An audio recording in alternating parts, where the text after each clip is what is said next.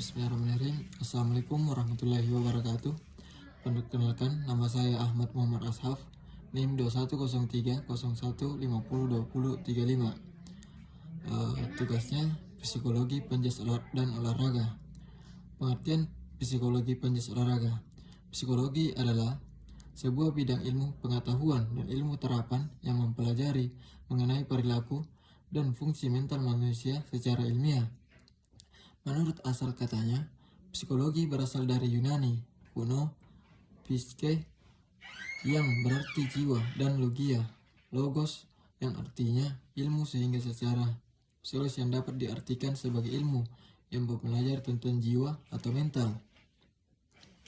Ilmu psikologi diterapkan pula ke dalam bidang olahraga yang lalu dikenal sebagai psikologi olahraga.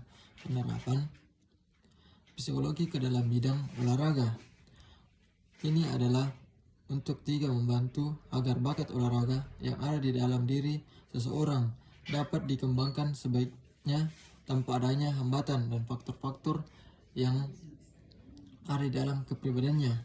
Beberapa definisi yang lain: psikologi adalah studi tentang tingkah laku manusia dalam suatu situasi olahraga. Fokus kajiannya adalah pada belajar dari dan performa dan memperhitungkan baik pelaku maupun penonton. Mengartikan psikologi olahraga sebagai studi khusus mengenai manusia dan perilakunya dalam aktivitas olahraga dan latihan. Jadi, psikologi olahraga dapat diartikan sebagai psikologi yang diterapkan dalam bidang olahraga, meliputi faktor-faktor yang mempengaruhi secara langsung terhadap atlet dan faktor-faktor di luar atlet yang dapat mempengaruhi penampilan performa atlet tersebut. Sejarah singkat psikologi olahraga di dunia. Salah satu studi pendahuluan dalam psikologi olahraga telah dilakukan menyelidiki waktu reaction time yang tercantum dalam Psychosocial Review tahun 1895. Psikologi olahraga pertama kali dikenalkan oleh Norman Triple pada tahun 1898. Tahun 1118, Coleman Robert Griffith melakukan studi terhadap atlet football dan basket di University tentang faktor-faktor psikologi pada atlet tersebut, antara lain dan pertandingan. Lebih banyak mencurahkan perhatian untuk meneliti keterampilan psikomotor. Perhatian terhadap motor learning dan psikologi olahraga bermunculan kembali setelah periode tersebut. Psikologi olahraga mengalami kemerdekaan baru pada tahun 1960-an. Psikologi olahraga kembali mulai berkembang. Perkembangan ini ditandai dengan banyaknya lembaga-lembaga pendidikan membuka konsentrasi pengajaran pada psikologi olahraga. Sejarah psikologi olahraga di Indonesia. Secara resmi, Ikatan Psikologi Olahraga (IPO) di Indonesia yang berada di bawah naungan Himpunan Psikologi Indonesia (HIMPSI) baru dibentuk tanggal 3 Maret 1999 dan baru ditandatangani secara resmi pada tanggal 24 Juli 1999 dan diketuai oleh Monty P. Satyadharma. Tetapi psikologi Singgi D. Gunarsa bersama dengan psikologi Sudirgo Wibowo telah mempelopori kegiatan psikologi olahraga bulu tangkis nasional yang memanfaatkan jasa psikologi dan ilmu psikologi dalam mencapai puncak prestasi baik nasional maupun internasional. Manfaat psikologi olahraga. Yang pertama, untuk dapat menjelaskan dan memahami tingkah laku atlet dan gejala-gejala psikologi yang terjadi dalam olahraga pada umumnya.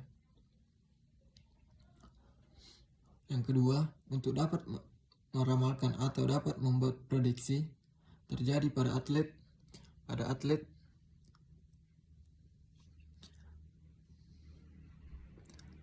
dapat terjadi pada atlet berkaitan dengan permasalahan psikologis. Yang ketiga, untuk dapat mengontrol dan mengendalikan gejala tingkah laku dalam olahraga. Basic skill. Setiap orang memerlukan skill untuk bisa menjawab setiap tantangan hidup dan sampai pada kesuksesan. Basic skill merupakan keterampilan dasar yang paling penting dan mendasar. Kita semua khususnya pasti membutuhkan keterampilan ini karena bermanfaat dalam menghadapi tuntunan membaca dan menulis, berhitung atau digital. Self-talk. Self-talk merupakan dialog internal dengan diri kita sendiri. Hal tersebut biasanya dipengaruhi oleh pikiran alam bawah sadar, keyakinan, pertanyaan, ungkapan pikiran, dan ide diri sendiri. Jenis self-talk sendiri ada dua, yaitu self-talk positif dan negatif. Oleh sebab itu, terkadang self-talk bisa melapangkan hati atau juga bisa menyusahkan. Berbagai macam self-talk yang terjadi akan tergantung pada kepribadian masing-masing orang. Untuk seseorang yang memiliki sikap optimis, maka biasanya self-talk yang mereka lakukan akan lebih penuh harapan dan juga positif. Begitu pula sebaliknya, bisa self-talk yang dilakukan cenderung pesimis, maka semuanya akan menyulitkan diri sendiri. Contoh self-talk positif, seperti yang kita pahami bahwa self-talk yang positif merupakan kebaikan dari self-talk atau dialog dalam diri yang negatif. Self-talk positif bukan hanya tentang narsisme saja atau menipu diri sendiri dengan cara memikirkan hal-hal yang bersifat tidak akurat. Memahami kehidupan dengan pendekatan self-talk positif bisa membantu seseorang dalam meningkatkan kepercayaan diri sendiri. Dan kedua, contoh self-talk negatif. Umumnya, pola kebiasaan berbicara dengan diri sendiri seringkali bersifat negatif, di mana kita hanya fokus pada gagasan yang sudah terbentuk sebelumnya, bahwa kita adalah seseorang yang kurang baik dan selalu gagal serta tidak bisa melakukan segala sesuatu dengan benar. Oleh karena itu, otak kita jadi terprogram untuk mengingat suatu hal ataupun pengalaman yang negatif dibandingkan dengan hal-hal yang positif.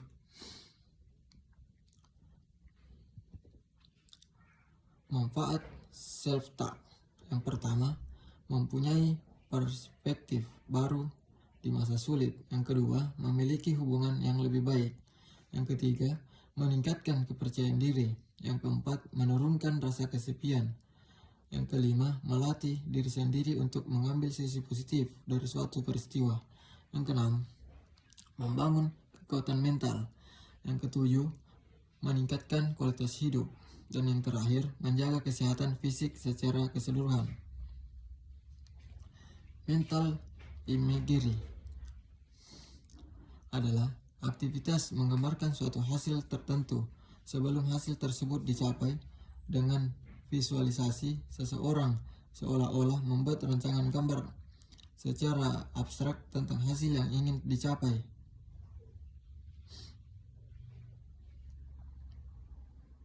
Dan suasana tersebut sebenarnya tidak ada secara inderawi pada saat terjadinya proses penggambaran mental berlangsung.